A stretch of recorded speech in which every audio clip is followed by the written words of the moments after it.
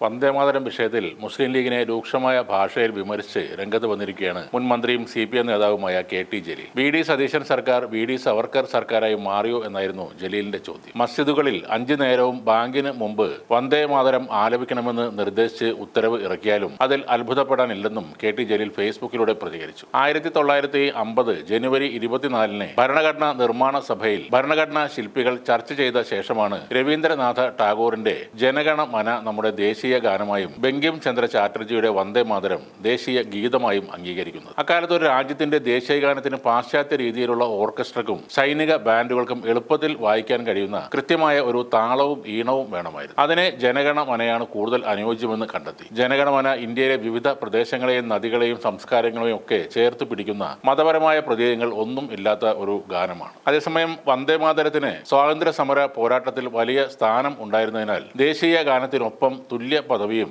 ആദരവും നൽകാൻ ഭരണഘടനാ നിർമ്മാണ സഭ അധ്യക്ഷൻ ഡോക്ടർ രാജേന്ദ്ര പ്രസാദ് നിർദ്ദേശിക്കുകയും അത് അംഗീകരിക്കപ്പെടുകയും ചെയ്തു. വന്ദേമാതരം എന്നത് ബങ്കിം ചന്ദ്ര ചാറ്റർജിയുടെ ആനന്ദമഠം എന്ന നോവലിലെ ഒരു ഭാഗം മാത്രമാണ്. ആകെയുള്ള 6 ഖണ്ഡികകളിൽ ആദ്യത്തെ 2 ഖണ്ഡികകൾ മാത്രമാണ് 1937 ഇന്ത്യൻ നാഷണൽ കോൺഗ്രസ് ഔദ്യോഗികമായി അംഗീകരിച്ചത്. ആദ്യത്തെ 2 ഖണ്ഡികകളിൽ ഭാരതമെന്ന മാതൃഭൂമിയുടെ പ്രകൃതി സൗന്ദര്യത്തെയും സസ്യ സമൃദ്ധിയെയും നദികളെയുമാണ് വർണ്ണിക്കുന്നത്. ഇത് എല്ലാ വിഭാഗം ആളുകൾക്കും ഒരേപോലെ സ്വീകാര്യവുമായിരുന്നു. എന്നാൽ പിന്നീട് വരുന്ന ഖണ്ഡികകളും മാതൃഭൂമിയെ ദുർഗാദേവി, ലക്ഷ്മി, സരസ്വതി തുടങ്ങിയ ഹിന്ദു ദേവതകളുമായി ഉപമിക്കുകയും പൂജിക്കുകയും ചെയ്യുന്നു. ഏകദൈവ വിശ്വാസികളായ മുസ്ലിങ്ങൾ, ക്രിസ്ത്യാനികൾ തുടങ്ങിയ വലിയൊരു വിഭാഗം ജനങ്ങൾക്ക് അത് ഉൾക്കൊള്ളാൻ പ്രയാസം ഉണ്ടാകുമെന്ന് മുൻകൂട്ടി കണ്ട് സ്വാതന്ത്ര്യ സമരത്തിന്റെ ഐക്യം നിലനിർത്താനും കൂടി വേണ്ടിയാണ് രവീന്ദ്രനാഥ ടാഗോർ ഉൾപ്പെടെ ഉള്ളവരുടെ നിർദ്ദേശപ്രകാരം ആദ്യ 2 ഖണ്ഡികകൾ മാത്രം ഔദ്യോഗികമായി തിരഞ്ഞെടുക്കാൻ അന്ന് തീരുമാനിച്ചത്. എന്തുകൊണ്ടാണ് വന്ദേമാതരത്തിന്റെ 3-ാം പാരഗ്രാഫ് മുതൽ പാടാൻ പ്രയാസമുണ്ടെന്ന് ഏകദൈവ വിശ്വാസികൾ പറയുന്നതെന്ന് വന്ദേമാതരത്തിന്റെ മലയാള പരിഭാഷ വായിച്ചാൽ